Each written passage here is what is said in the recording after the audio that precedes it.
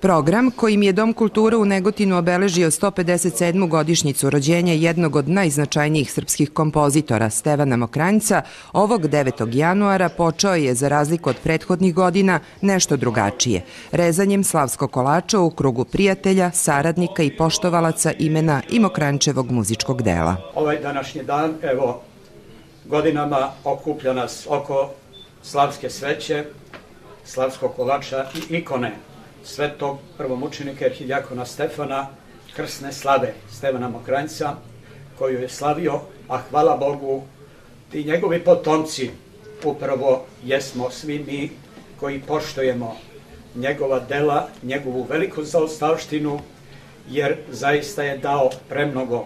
Negotin je jedna velika riznica jednog velikog duhovnog, pre svega kulturnog, istorijskog nasleđa, i to nasleđe treba mi, ova generacija, da poštujemo, čuvamo i predamo to sve nepovređeno i umnoženo našim potomcima. Želimo svako dobro od Gospoda svima onima koji poštuju Stevana Mokranjca, koji je pre svega, iznad svega bio kompozitor duhovne muzike i profesor našeg crkvenog pojanja u našim bogoslovijama i sve ostalo što je njegovom Negotinu dao. Po ovoj lepoj ceremoniji ispoštovana je još jedna tradicija. Na spomenik Stevana Mokranjca položeni su buketi cveća.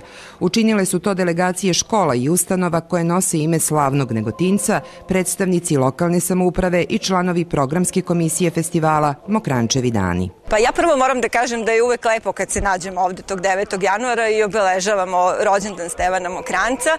Ove godine, eto, vratila se i slava Stevin dan, odnosno njegov imendan kao slava festivala, i to je zaista lepo. I uvek se radujem kad sam ovde, pogotovo zato što sam iz Negotina rodom. A naravno, odmah da zapravo po završetku prethodnih Mokranjčevih dana kreću pripreme za sledeći festival. Radimo u istom sastavu što se programske komisije tiče i u suštini tu nema nekih većih izmena u nekom načelnom programu, odnosno orijentaciji kako bi festival trebalo da izgleda. Znači, akcenat će i dalje biti na horskoj muzici, nadpevavanje pre svega, dakle prilika jedna da se u Negotinu, negotinskoj publici, ali i šire predstave raznovrsni horski ansambli, ali naravno uz to uvek se trudimo da ponudimo i sadržaje koji su primamljivi i onima koji nisu usko vezani za horsku muziku, pa čak ne i za samo klasičnu muziku. Dakle, sadržaji koji malo šire obuhvataju razne muzičke žanrove, kao što su nekakva scenska dela ili žanrovi koji zalaze, kao što rekoh, u neke druge muzičke vode, popularnije, kao što je džez ili možda neki kabaretski program ili tome slično. Tako da se, naravno, već se dogovaramo, do septembra ipak ima i dovoljno vremena da ćemo sigurno promeniti još niz tih nekih početnih ideja, ali svakako se o tome razmišlja. Svakog 9. januara mi smo u situaciji jednoj prijatnoj, u situaciji koja nas sve raduje, a to je proslava dana rođenja Stevana Mokranjca. Istovremeno slavimo i imendan i slavu Svetog Stefana. Kada promovišemo i naš časopis, ovoga puta 14. broj časopisa Mokranjac, znači jedna decenija iza nas, obzirom da je prvih godina on izlazio kao dvobroj. Časopis na koji smo mi izuzetno ponosni zato što je on danas postao časopis koji je referentna tačka za muzikologe i ljude koji objavljuju svoje tekstove u naučnim muzikološkim časopisima.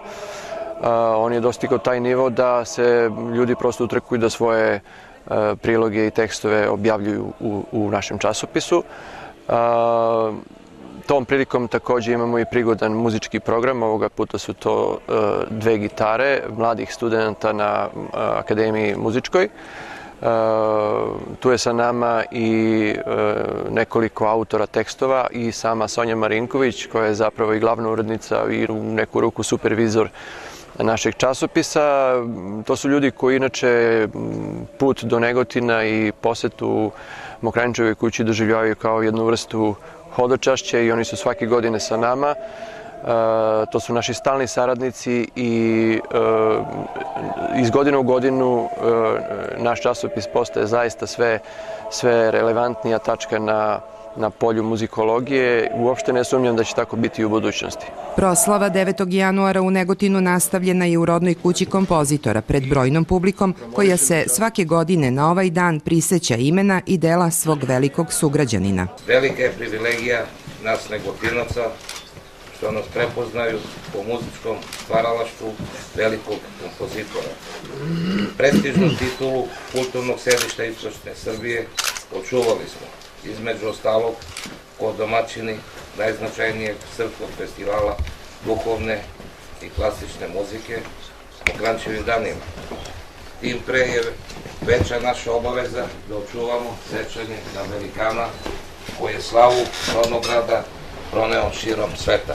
Mokranjac je deo ne samo muzičke i negotinske, već i celokupne srpske istorije, a mi smo samo jedna od generacija koja prenosi našim naslednicima priču o slavi ovog velikog čoveka i stvarnoca. Zapažena je kao i uvek bila reč urednika časopisa za kulturu Mokranjac, sadašnjeg profesora Sonje Marinković i novinara Nova Tomića, koji su publici podarili svojevrsnu hroniku prošlogodišnjih Mokranjčevih dana kroz tekstove stalnih saradnika i prijatelja Negotina i Mokranjca koji su pisali za 14. izdanje ovog uglednog časopisa.